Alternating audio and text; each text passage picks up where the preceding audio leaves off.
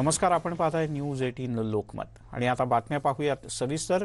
देशामध्ये कोरोना बाधितांची संख्या झपाट्याने घटू लागली आणि त्याचं प्रत्यंतर गेल्या 24 तासात पाहायला मिळालंय। गेल्या 24 तासात 3,68,000 नवे रुग्ण सापडले असतानाच 3 लाख पेक्षा जास्त रुग्णांनी कोरोनावर मातही केली आहे।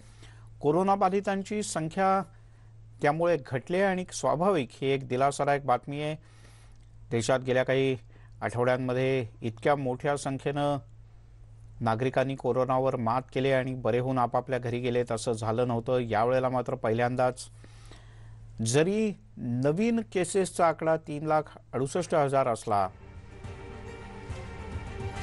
तरी सुद्धा 3,01,000 जणांनी गेल्या 24 तासात कोरोनावर मात केली। त्या सगळ्यांना आपापल्या घरी सोडण्यात आलंय आणि ही अतिशय दिलासादायक बातमी म्हणायला हवी। प्रफुल्ल साळुंखे आपले प्रतिनिधी आपल्यासोबत आहेत। प्रफुल्ल, काय अधिक माहिती आहे, सविस्तर सांग। मिलिंद, आपण जर पाहिलं तर देशामध्ये ज्या पद्धतीनं आठवड्याभरापासून कोरोनाग्रस्तांची संख्या ही झपाट्याने वाढते आहे।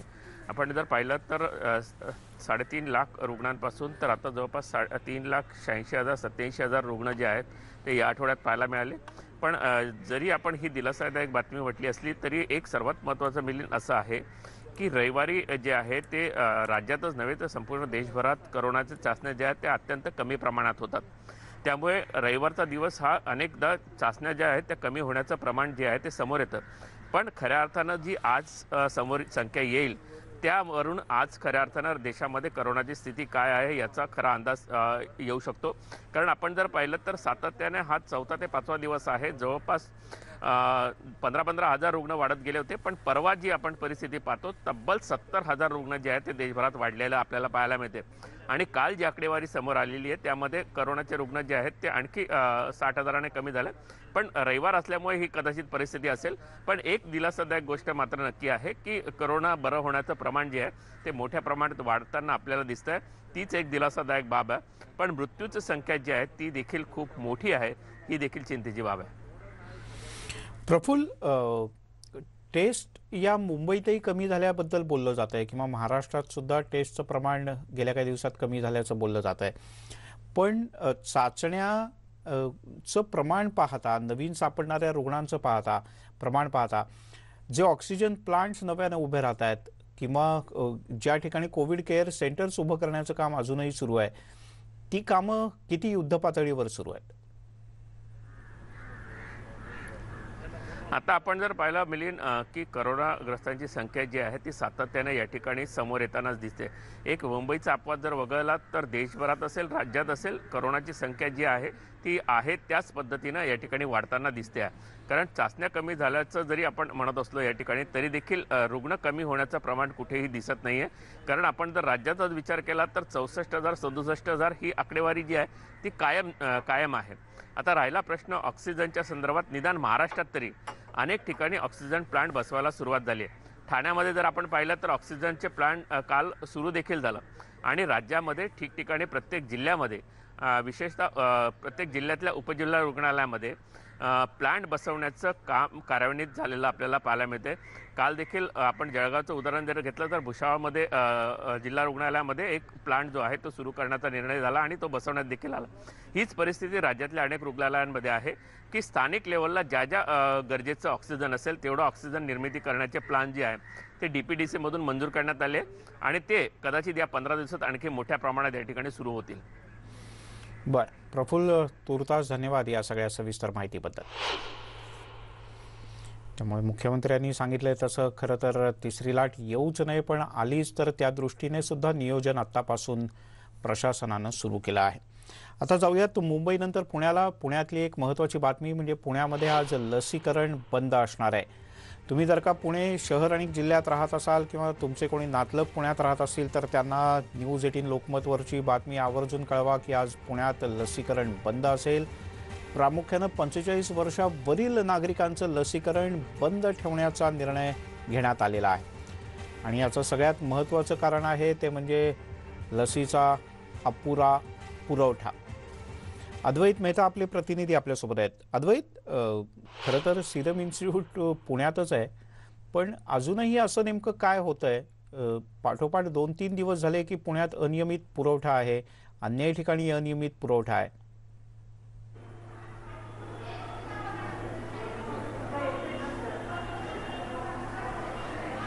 मिलिंद, 45 वर्षाच्या नंतरचे जे लोक आहेत, 45 वयाच्या, त्यांचा प्रामुख्यानं दुसरा डोस जो आहे तो बाकी आहे आणि तो जो आहे तो बंद आहे, कारण लशीच नाही आहेत गेले 3 दिवस झालं.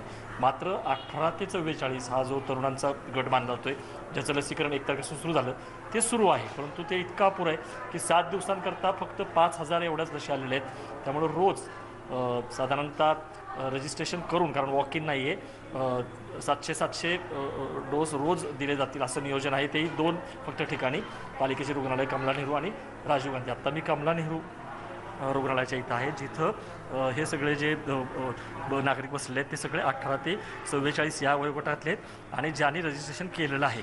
पण आता जर आपण बघितलं हे ग्रहस्थ, तर हे निश्चितपणे 45च्या वरचे आहेत, ज्याचं लसीकरण बंद आहे.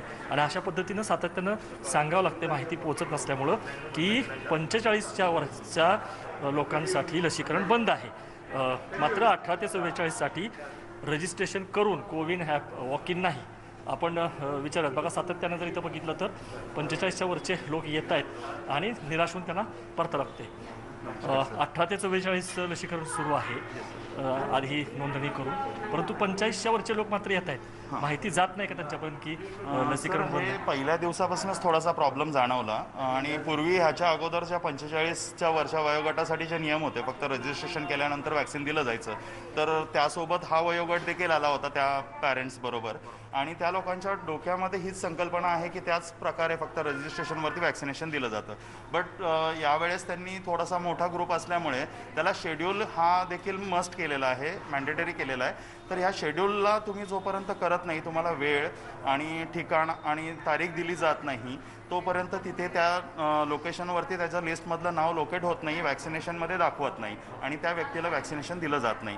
सो मस्ट आहे की आता आपण जसं पूर्वी रजिस्ट्रेशन केलेलं आहे तसंच रजिस्ट्रेशन करायचं आहे. रजिस्ट्रेशनमध्येच एक शेड्यूल नावाचा ऑप्शन आहे. तो शेड्यूलमध्ये गेल्याच्यानंतर तिथे पिनकोड लागतो. तो पिनकोड आपण मान्य करून किंवा आपल्याला जो सोयीचा आहे तो पिनकोड आपण ॲक्सेप्ट करायचा आहे. त्यामध्ये तुम्हाला एक केंद्र दाखवलं जाईल. केंद्र पण आपल्या सोयीनुसार त्या पिनकोडमधलं सिलेक्ट करायचं आहे आणि आपण त्याला शेड्यूल करायचं आहे. बऱ्याच वेळा आता शेड्यूल दाखवलं जात नाही आहे, कारण वॅक्सिनेशनचे स्लॉट बुक झाल्याच्या नंतर ते शेड्यूलमधनं बाहेर पडतं आहे. आणि त्यामुळे आत्ताचा हा जो वयोगट आहे हा जास्त पॅनिक दिसतो. बरेच अशा केसेस इथे आमच्याकडे त्यासाठीच येतात की शेड्यूल होत नाही आहे. बट माझं सगळ्यांना सांगणं असेल की तुम्ही सगळ्यांनी या शेड्यूलमध्ये जा आणि या शेड्यूलला प्रत्येक वेळेस प्रयत्न करा, वेगवेगळ्या टाईमला प्रयत्न करा. आणि एकदा शेड्यूल झाल्याच्या नंतरच तुम्ही त्या वॅक्सिनेशन सेंटरला जो तुम्हाला दिला गेलेला अलॉट केला गेलेला आहे. हा महत्त्वाचा बदल आहे तुम्ही जसं म्हणताय. पण मला सांगा, 18 ते 44चं जे लसीकरण सुरू आहे त्यासाठी 5,000 डोसेस आपल्यासाठी आलेले आहेत 1 आठवड्याकरता. 2च केंद्र आहेत, एक आपलं आणि राजीव गांधी. तिथं साधारणतः किती लसीकरण दररोज होतंय आणि तिथं सुद्धा जे रजिस्ट्रेशन केलेलेच येत आहेत का, असे पण आगंतुक इथं येत आहेत लोक? आता इकडे आणि राजीव गांधीला अशी काही वेगळी परिस्थिती नाही आहे. हे 2च मोठे हॉस्पिटल्स आहेत आणि प्रायोगिक तत्वावरती इथेच चालू केलेलं आहे. तर दोन्हीकडे संभ्रमाचं तेच वातावरण आहे की शेड्यूल हा ऑप्शन लोकांना प्रत्यक्ष ओपन होत नाही आहे, त्यामुळे पॅनिकनेस दिसते. आणि विदाऊट शेड्यूल होता देखील लोक फक्त इन्क्वायरीसाठी इथे गर्दी करत आहेत. तर मी ह्या सगळ्या माझ्या बंधू आणि भगिनींना सांगू इच्छितो आपल्या माध्यमातून, thanks to give us a platform sir, की आपण शेड्यूल झाल्याशिवाय कुठल्याही केंद्रावरती जाऊ नका. तिथे कुठल्याही प्रकारची लसीकरणाचं स्लॉट तुमचा ओपन होणार नाही आहे आणि तुमचा जर स्लॉट ओपन झाला नाही तर लसीकरण होणार नाही आहे. तर विनाकारण तिथली गर्दी टाळण्यासाठी आपण शेड्यूल जोपर्यंत तुमच्याकडे होत नाही आहे, कंप्लीट तारीख, वेळ आणि ठिकाण भेटत नाही आहे, तोपर्यंत त्या तारखेला त्या वेळेला सोडून तुम्ही त्या केंद्रावरती जाऊ नये, ही नम्र विनंती. अगदी महत्त्वाची माहिती आहे. त्यामुळे मिलिंद, हा मनस्ताप होतोय लोकांना, लशीचा पुरवठा नाही आहे आणि रजिस्ट्रेशन जरी केलं तरी शेड्यूल हा त्यातला जो पार्ट आहे तो अत्यंत महत्त्वाचा आहे. तो जोपर्यंत ओपन होत नाही तर तुम्हाला स्पेसिफिक जी माहिती जी आहे ती येत नाही, तुम्हाला संदेश की बाबा इतक्या वाजता या ठिकाणी तुमचं लसीकरण आहे, त्याशिवाय येऊ नका. आणि ते न केल्यामुळं इथं लोक पण अद्वैत, महापालिका प्रशासनानं जसं 2 दिवसापूर्वी म्हटलं होतं की ज्या अतिरिक्त लस आम्हाला पाहिजे तर त्याबद्दल आम्ही जिल्हा प्रशासनाकडनं राज्य प्रशासनाला किंवा संबंधितांना सांगू आणि तातडीनं काही लस मिळते का राज्य सरकार पण प्रयत्न करेल. तर आता पहिल्या टप्प्यातली लस देताना दुसऱ्या टप्प्यातले राहिलेल्या लोकांचं संख्या पण खूप जास्त आहे ना, मग त्याकरताची अतिरिक्त लस कधीपर्यंत पुण्यात येऊ शकते? काही सांगितलंय महापालिका किंवा जिल्हा प्रशासनातल्या सूत्रांनी?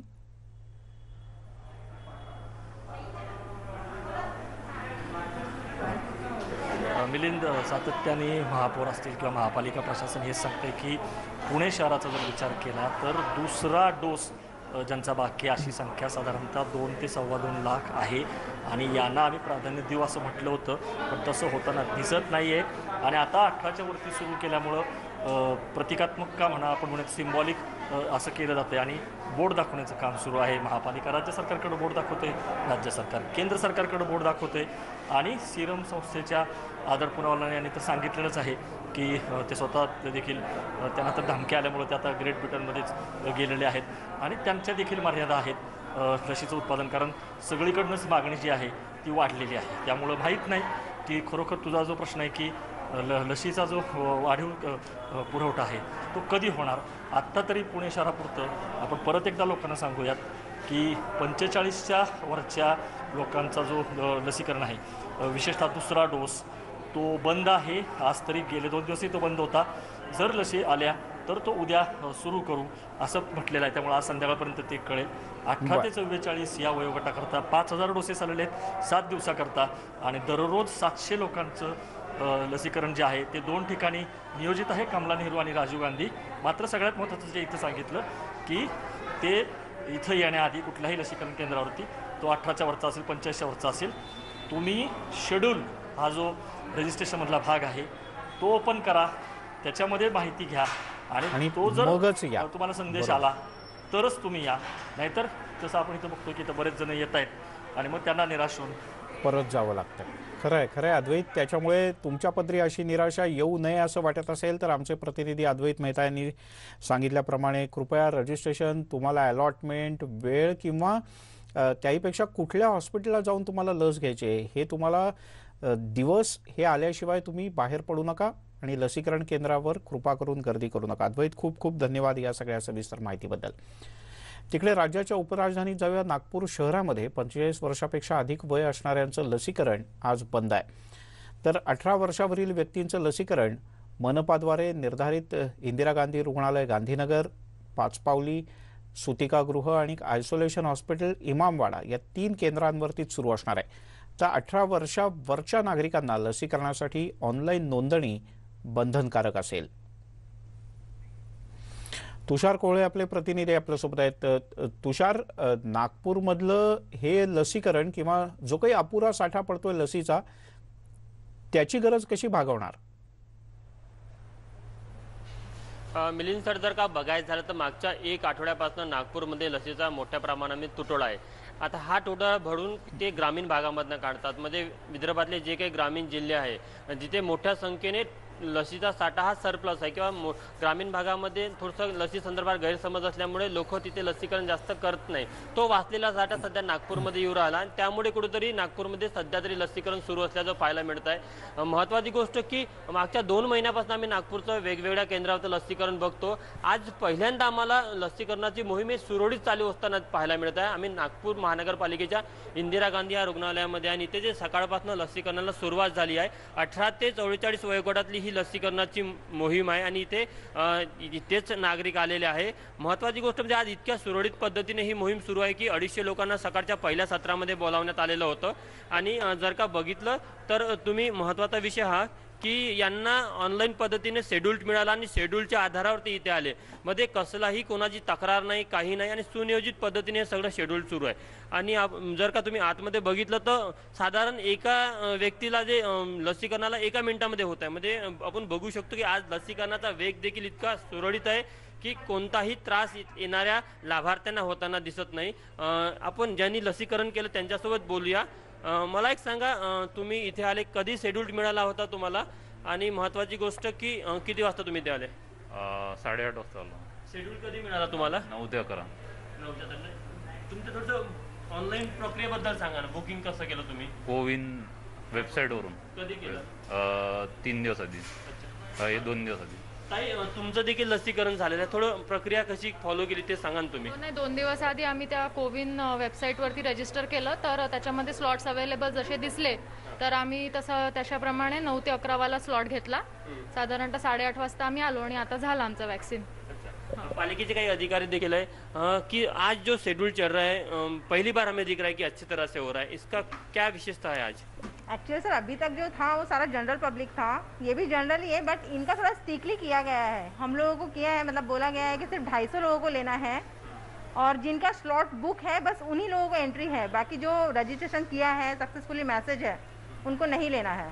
जिनको स्लॉट दिया गया है 8 से 11, 11 से 12, बस वो लोग को एंट्री है. आज कितना आपके पास कोटा है? अभी 250 का है हमारे पास. 9 से 5 के बीच में 250 लोगों को देना है हमें प्लस. बाकी अभी 75 लोग हो चुके हैं. सीनियर सिटीजन का बंद है, उसका क्या कारण है? कुछ वैक्सीनेशन शॉर्टेज के कारण हो रहा है सर. मे बी कुछ 2-3 दिनों में आ जाएगा उनका भी, शुरू हो जाएगा फिर.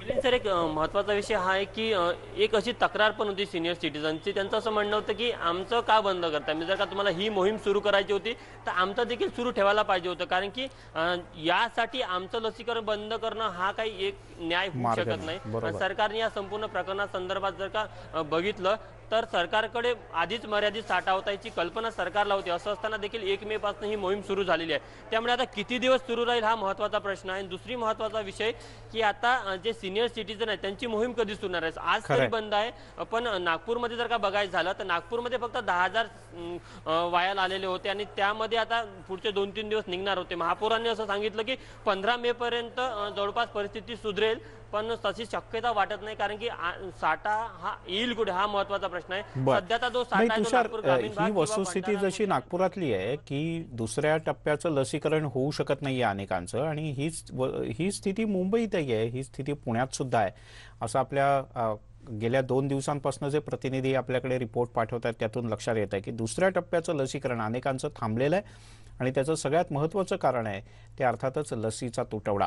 तुषार, अपेक्षा करूयात की कालची सोलापुरातली, पश्चिम बंगालमधली सगळ्या निवडणुकांमधलं तू मी आता संपलेलं आहे आणि प्रशासन आणि राजकीय पक्ष सगळेजण आता या कोरोनाच्या लढाईत उतरतील आणि अधिक गांभीर्यानं या सगळ्या गोष्टी करतील. तुषार, तुर्तास धन्यवाद. यासोबतच बुलेटिनमध्ये घेऊयात एक छोटासा ब्रेक. सर्व प्रकारच्या ताज्या अपडेट्ससाठी news18lokmat.com या आमच्या वेबसाईटला लॉग ऑन करा. फेसबुक आणि ट्विटरवर फॉलो करा.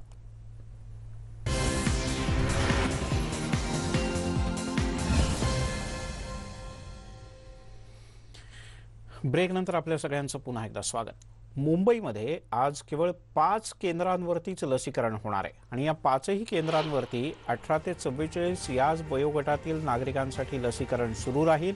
या व्यतिरिक्त सर्व वयोगटातल्या नागरिकांसाठी लसीकरण बंद आहे. मुख्य म्हणजे गेल्या 4 दिवसात महानगरपालिकेला लसींचा साठा उपलब्ध झालेला नाही. केवळ 20,000 लस त्याचे डोस सध्या महापालिकेकडे आहेत आणि प्रत्येक केंद्रांवर 500. याप्रमाणे 4 दिवस हे लसीकरण चालू राहू शकणार आहे.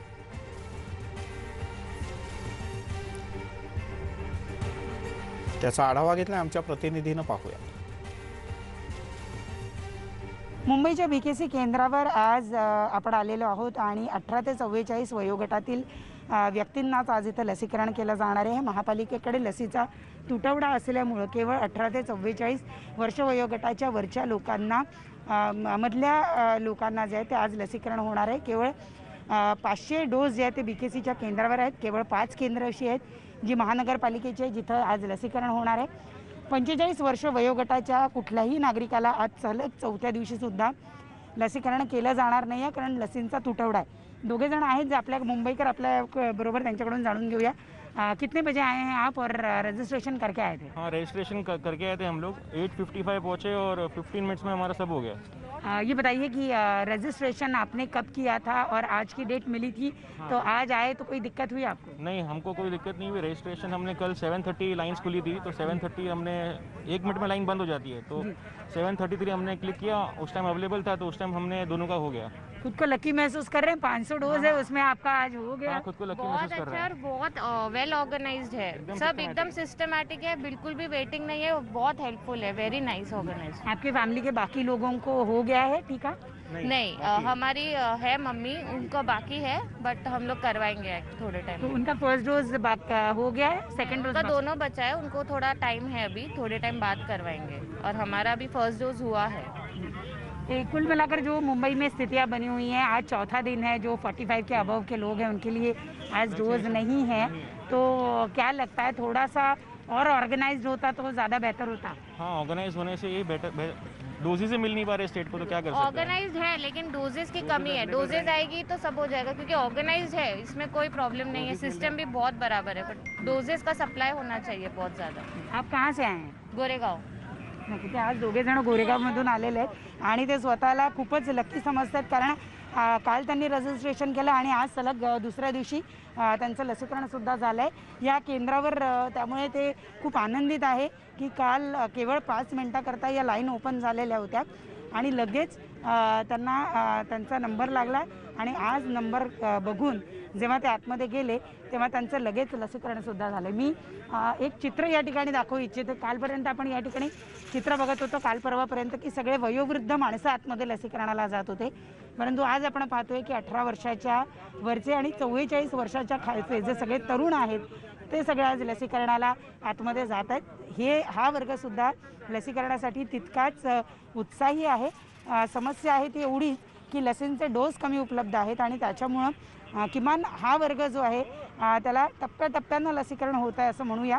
या केंद्रावर सध्या झुंबड उडताना दिसत नाही आहे, ज्यांच्याकडे नोंदणी आहे केवळ त्यांना आतमध्ये प्रवेश दिला जातो। आणखी एक समस्या एवढी शिल्लक आहे की मुंबईला आजसुद्धा डोस उपलब्ध होतील किंवा नाही याची खात्री नाही, त्यामुळे उद्यासुद्धा पुन्हा वयवर्ष 45च्या वरच्या लोकांना लसीकरण सुरू होईल किंवा नाही याची शंका अजूनही व्यक्त केली जाते। जर्नलिस्ट अरुण पेडणेकरचा, प्रणाली कापसे, न्यूज 18 लोकमत, मुंबई। BKCच्या लसीकरण केंद्राच्या इथला आढावा आमच्या प्रतिनिधी प्रणाली कापसे यांनी घेतला होता। तिकडे अहमदनगर जिल्ह्यामध्ये लसीकरण बंद आहे। अनेक केंद्रांवर लसीचा पुरवठाच झालेला नाही, त्यामुळे लस उपलब्ध न झाल्यानं हे लसीकरण बंद ठेवण्याचा निर्णय घेण्यात आलाय। 18 वर्षावरच्या नागरिकांसाठी सुद्धा इथे लस उपलब्ध नाही। हरीश डिमोटे आपले प्रतिनिधी आपल्यासोबत आहेत। हरीश, काय झालं? खरं तर आत्ताच तर सुरुवात झाली होती 18 ते 45 वयोगटातल्या नागरिकांच्या लसीकरणाची। नक्कीच मिलिंदजी, आपण जर बघितलं तर सुरुवात झाली खरी, घोषणा झाली खरी, मात्र अहमदनगर जिल्ह्याला आजपर्यंत लस मिळालीच नाहीये।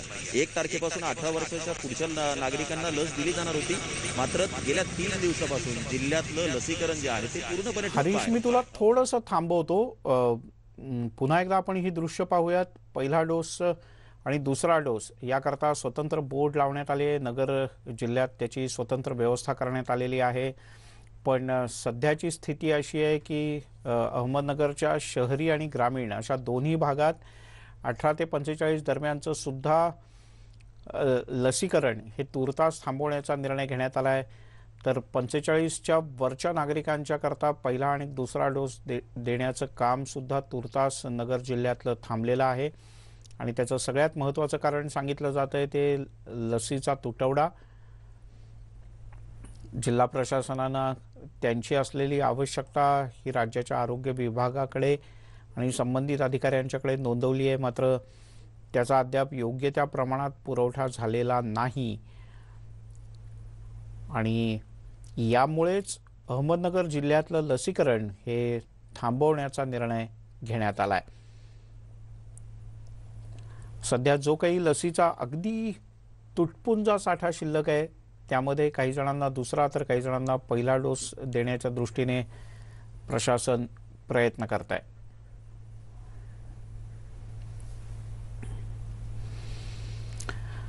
तिकडे जैन मुनींच्या लसीकरणातले अडथळे दूर करा आणि ओळखपत्राशिवाय मुनी आणि त्यांच्या अनुयायांना लस द्या अशी आग्रही मागणी केली आहे शिवसेनेचे खासदार अरविंद सावंत यांनी। मुंबई महानगरपालिका आयुक्तांना या संदर्भात सावंत यांनी पत्र लिहिलं आहे आणि ही मागणी केली आहे आणि यावर आयुक्तांकडून सकारात्मक प्रतिसाद मिळाल्याचा दावा अरविंद सावंत यांनी केला आहे.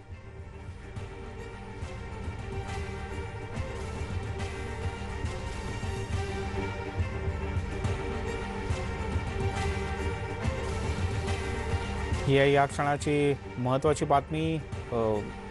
विविध धर्मीय साधू संत आणि अन्य नागरिक ज्यांच्याकडे योग्य ओळखपत्रांची पूर्तता त्यांनी केलेली नाही अशांना लस कशी मिळणार, कारण लस घ्यायची असेल तर आधार कार्ड नंबर देऊन नोंदणी ही आवश्यक आहे. आणि स्वतः अरविंद सावंत आपल्यासोबत आहेत. काय तुम्ही मागणी केली होती आणि आयुक्तांनी त्याला सकारात्मक प्रतिसाद दिलाय? हो, असं आहे की विविध धर्मांचे जे साधारण धर्मगुरू वगैरे जे आहेत, खास करून जैन समाजामध्ये जैन मुनी आणि त्यांचे अनुयायी फार लवकर काही मुलं तो जैन धर्म स्वीकारतात. आणि असे जे अनुयायी धर्मगुरू आहेत त्यांचे जे महाराज, ते असे फिरत असतात बऱ्याच ठिकाणी आणि त्यांच्याकडे कोणाकडे रेशन कार्ड, आधार कार्ड नसतं. तर मुळात लस घेण्यासाठी आधार कार्ड ही सगळ्यात महत्वाची गोष्ट आवश्यक आहे आणि मोबाईल फोन. तर त्याच्यामुळे अशा जैन धर्मगुरूंना किंवा त्यांच्या धर्मगुरूंचे जे अनुयायी आहेत सोबतचे आणि 18 वर्षा वयापेक्षा वर्षे आहेत, अशांना तुम्ही कशी लस देणार? म्हणून मी माननीय आयुक्तांना विनंती केली की यांचा विचार आपण केला पाहिजे आणि त्यांनी मला सांगितलं की अगदी नक्की आम्ही सकारात्मक करतो. आणि मला वाटतं ह्या 2 दिवसात त्यांची आज कदाचित आजच त्यांचे आदेश निर्गमित होतील आणि या जैन गुरूंना आता लस घेणं सोयीचं होईल. अरविंद सावंतजी, धन्यवाद. तुम्ही न्यूज 18 लोकमतशी बोललात त्याबद्दल. यासोबतच बुलेटिनमध्ये घेऊयात एक छोटासा ब्रेक नंतर अन्य काही महत्त्वाच्या बातम्या.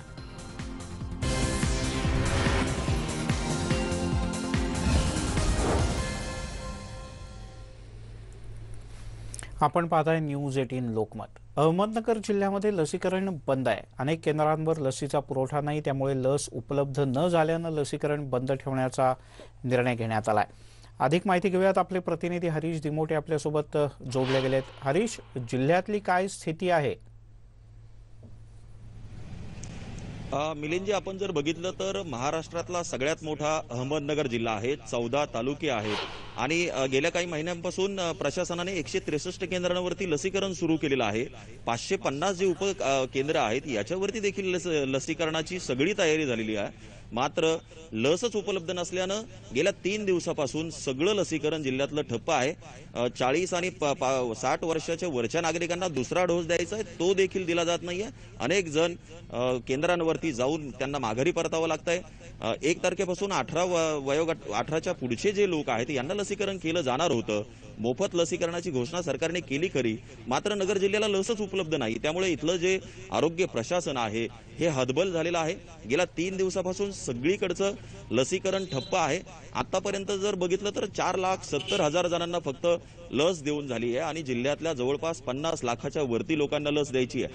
आणि जर केंद्रांना फक्त 100 आणि 200 जर डोस मिळत असतील तर हे लसीकरण पूर्ण होणार कधी, असा प्रश्न आहे. त्यामुळे मोठ्या प्रमाणामध्ये लसीचा पुरवठा जिल्ह्याला होणं गरजेचं आहे.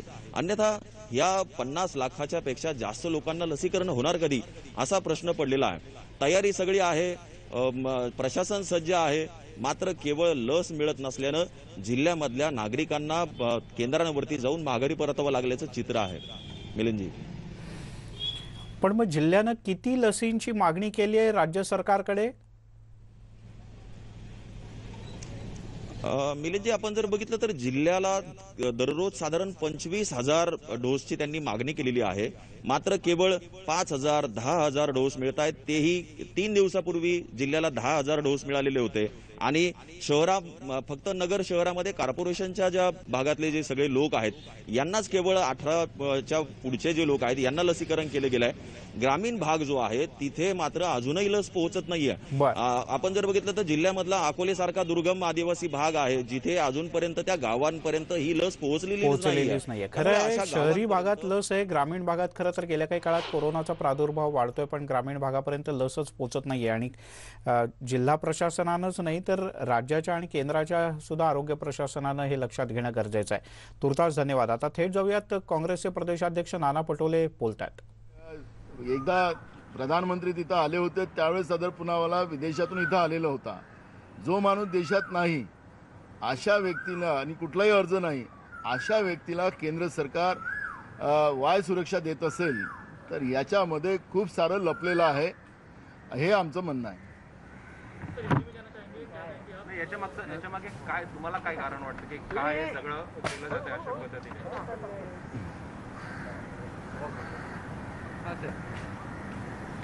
खरं तर दोन गोष्टी आहेत याच्या मागे.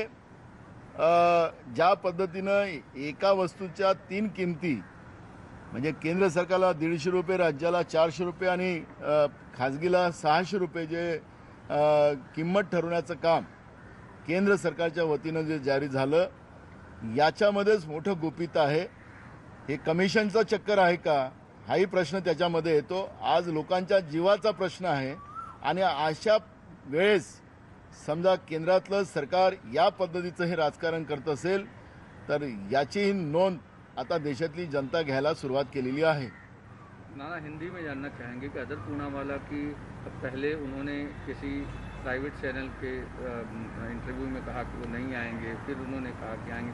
कांग्रेस की क्या भूमिका है उसमें? देखो, लंदन में अदर पूनावाले ने जो स्टेटमेंट किया था कि मैं अब इंडिया वापस नहीं आऊँगा और इसलिए कांग्रेस को उसकी चिंता हुई कारण कि देश की सरकार ने जो कोविड शील्ड बनाने का जो कॉन्ट्रैक्ट उनको दिया था और ज़्यादा से ज़्यादा सप्लाई उनकी इस वैक्सीनेशन में होने वाली थी, लेकिन ये निर्णय के वजह से हम लोगों ने जो भी उनको, क्योंकि उनके स्टेटमेंट में उन्होंने कहा था कि मेरा सिरछेद करने वाले हैं और मुझे बड़े नेताओं ने धमकी दी है, ऐसा जो वक्तव्य उनका आया तो हमने उनको ये आपके माध्यम से ये बताना चाहते कि देश में उनको कोई भी हाथ नहीं लगाएगा.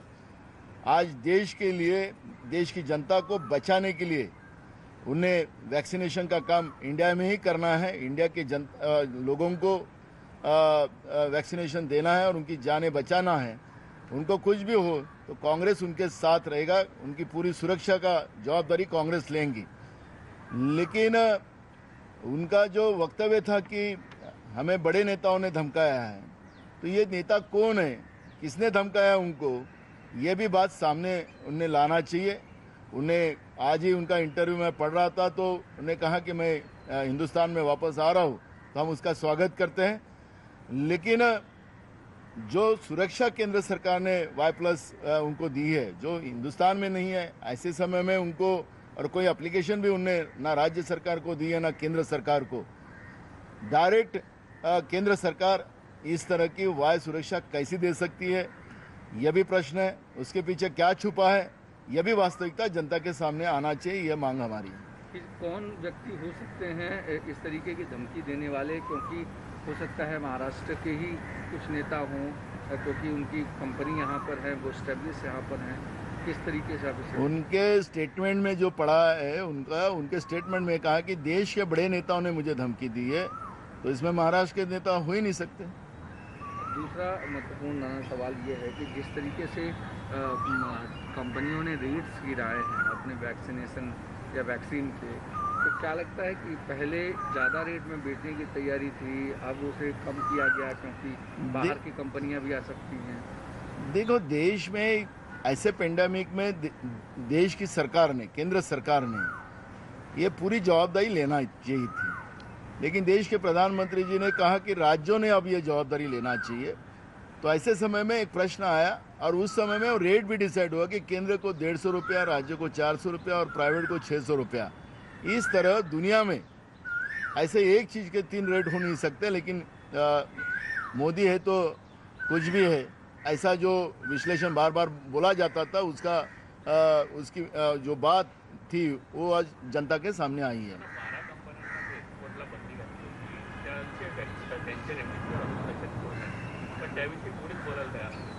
खरं तर ज्या रेमडेसिवीरच्या बाबतची भूमिका मांडली गेली होती त्याच्यावर विरोधी पक्षाच्या वतीनं दबाव आणला होता की देशातली लोक मरतात आहेत आणि तुम्ही विदेशात हे पाठवतात.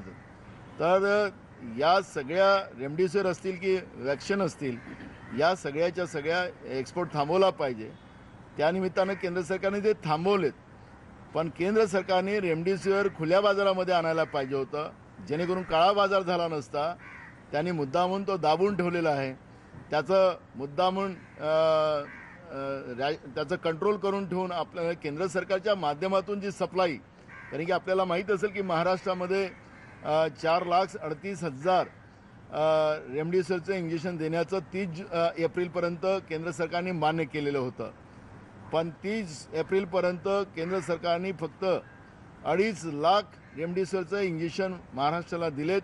आणि त्याच्यामुळे राज्यात, हे फक्त महाराष्ट्रात नाही देशामधली ही परिस्थिती निर्माण झाली आणि रेमडेसिवीरचा मोठ्या प्रमाणात काळा बाजार झाला.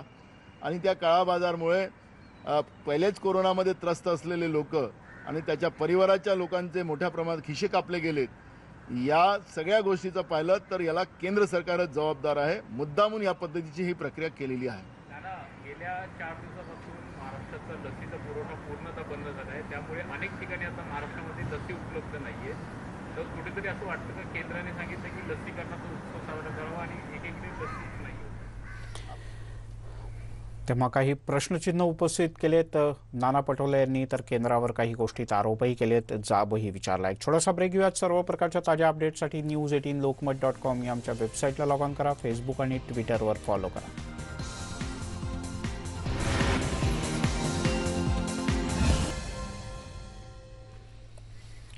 आपण पाहताय News18 लोकमत. औरंगाबादमध्ये लग्नाच्या वाढदिवसाचा केक तलवारीनं कापणं एका दाम्पत्याला चांगलंच महागात पडलं. त्यामुळे वाढदिवस साजरा करणाऱ्या नवरोबाला थेट जेलमध्ये जावं लागलंय.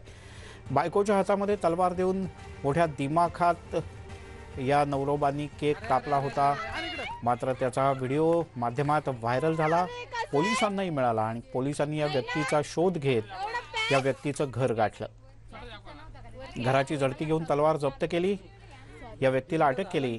महत्त्वाचं म्हणजे व्यक्ती कुठलाही गुन्हेगार नाही, तर नोकरी करणारा एक सामान्य युवक आहे.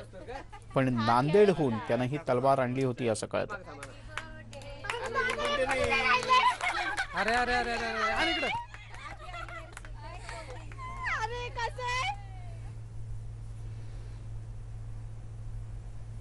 तेव्हा अतिउत्साह दाखवू नका. यासोबतच या बुलेटिनमध्ये इथेच थांबूयात. पण एक महत्त्वाची आठवण, अर्थातच मास्कची. मास्क बांधा, हात वारंवार धुवा. मास्क हा आपण आणि कोरोना या दोघांमधलं सगळ्यात मोठं शस्त्र आहे. आपण मास्क कायम वापरलात तर आपण कोरोनापासून आपल्या स्वतःचं आणि आपल्या कुटुंबियांचं रक्षण करू शकतो.